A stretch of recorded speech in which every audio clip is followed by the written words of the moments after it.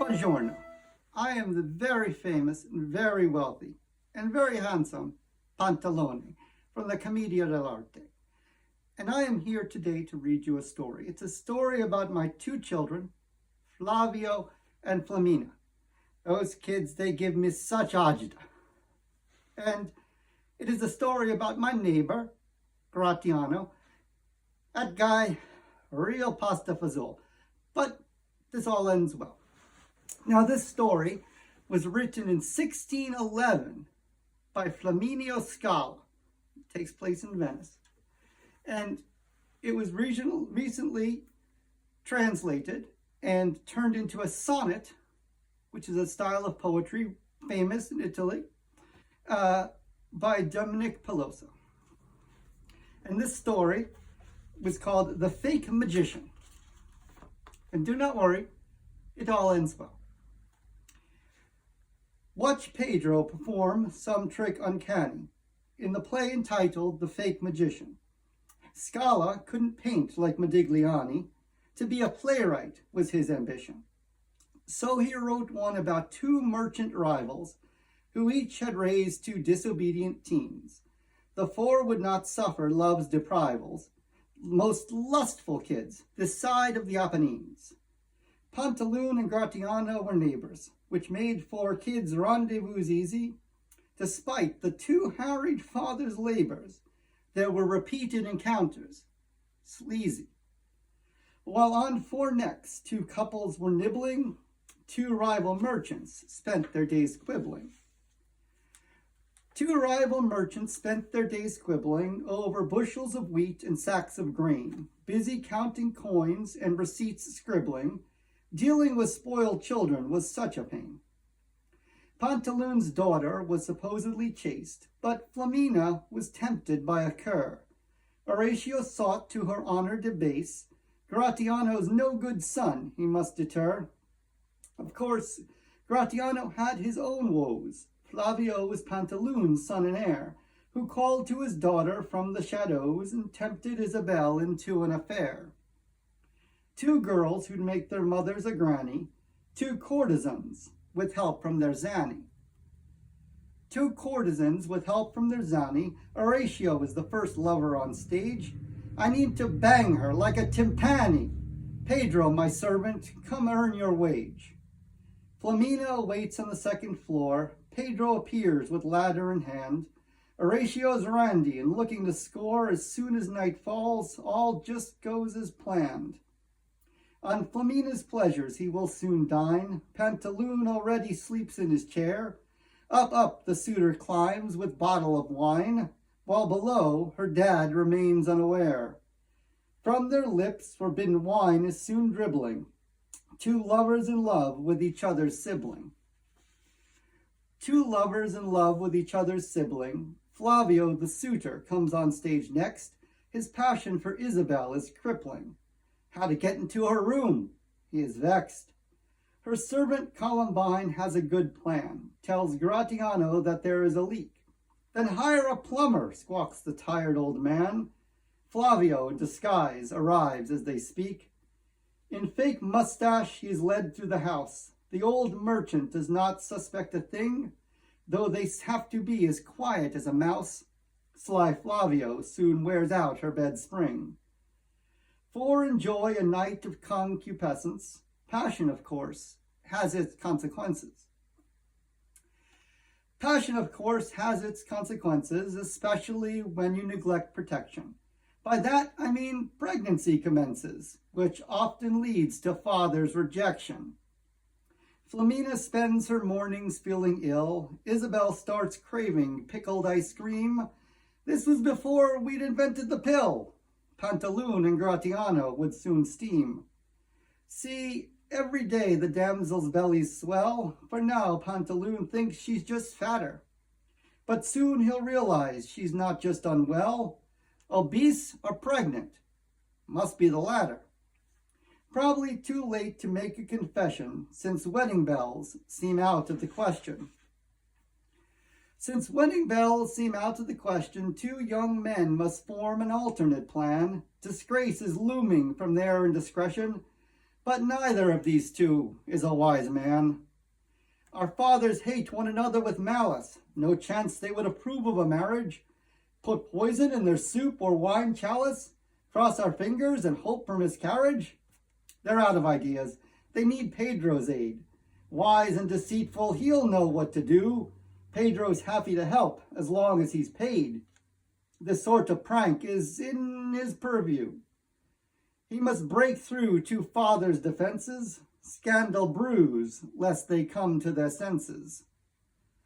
Scandal brews, lest they come to their senses, but how to bring stubborn mules to the table? Pedro calls Harlequin, pays his expenses, and the two servants invent a fable. Harlequin, dressed in soothsayer clothes, confronts Pantalone outside of his store. All things I see, he says, all things I knows. Flamina's not getting fat, there's more. My daughter, Pantalone says, taken aback. Yes, your child is sick, may die really soon. She needs a doctor and not just some quack. I predict she'll be dead by the next moon. Dad can't let her die of indigestion. Perhaps the doctor has a suggestion. Perhaps the doctor has a suggestion. The doctor is Columbine in disguise. Could it be, he asks, a lack of digestion? Columbine, not a doctor, tells him some lies. Pantalone, I've examined your daughter. I'm afraid that the prognosis is dire. Can't cure her disease with holy water. In order to live, she needs a squire. That seems quite far-fetched, Pantalone muses. You question my skills? Columbine responds. She must marry whomever she chooses. The sole cure for her ills is wedding bonds. That's dumb, the audience criticizes. But in Commedia, there are always disguises. In Commedia, there are always disguises, and like it or not, no one catches on. Actors have costumes in all shapes and sizes. We've 4 more to go before curtain's drawn. Pedro brings out 2 sheets cut with eye holes. Flavio and Horatio will be ghosts. They shamble around like poor unfortunate souls, and after a briefing, head to their posts. Harlequin dons his old soothsayer cloak. In fairy garb, Columbine will be dressed. Soon, the paranormal they will invoke, and 2 stubborn dads will have some new guests. To get sanction for 4 kids to marry, a simple trick, but one that's quite scary. A simple trick, but one that's quite scary, starts as 2 merchants return from their work. Each casts a glare at their adversary. Insults are thrown with a growl and a smirk. Very immature for 2 patricians, but a cold wind arises in the night, and down the street float 2 apparitions. The bickering merchants cower with fright. Pantalone's speechless, quiet as a mouse. Gratiano crouches down on the floor. The first ghost floats into Pantalone's house. The second goes through Gratiano's front door. Can the ghost be banished for the sun rises? What's needed here is a seer who advises. What's needed is a seer who advises, but where to find one at such a late hour? Pedro would know, Pantalone surmises. Pedro and friend arrive looking dour. Heard you were in need of a magician, says Pedro with a smile. You can use him. Harlequin says, hire me or a mortician. Your daughters are in danger, it is looking grim. 2 fathers pay the soothsayer's wage. He says his cant, twirls his magical staff, and soon a fairy, Columbine, comes on stage, sees 2 cowardly dads and starts to laugh. The situation begins looking hairy. Can they meet the demands of a fairy? Can they meet the demands of a fairy? Columbine brings news from beyond the grave. The powers need your daughters to marry. Don't matter whether a prince or a knave. But they must be wed before the dawn breaks, or those ghosts will drag them into hell's cleft. Trust me, I'm a fairy, for goodness sakes.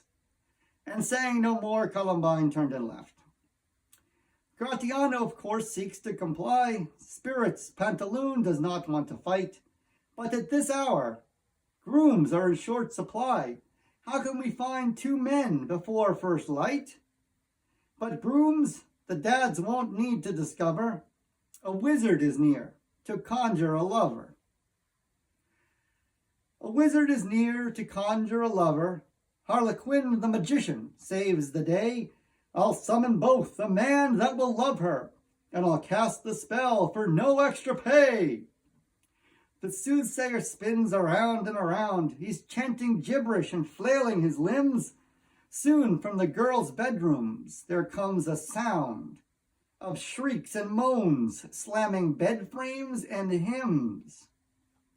The 2 merchants haven't heard such a din since their wives passed away some years ago. It's the sound of passion and hunger and sin. And when it dies down, Harlequin shouts, "Presto!" It will take some time for these girls to recover. Innamorati will meet under cover. Innamorati will meet under cover, exposed only when the morning sun rises. Flamina opens a window, and above her is that boy Pantalone despises. From Isabel's window, Flavio's face, and Isabel looking quite satiated. "Dad," she cries, "look who appeared in my space. Seems like we're wed. I'm pregnant. We've mated." "I'm pregnant too," Flamina tells her dad. The 2 merchants shake hands. They're now in-laws. They have no idea they've just been had by 3 wily servants, to the crowd's applause. The audience loves when on stage comes a Zanny, and Pedro performs some trick uncanny. That is the end of The Fake Magician, so it all ended well, although now I'm stuck with this Gratiano and his children. What can you do?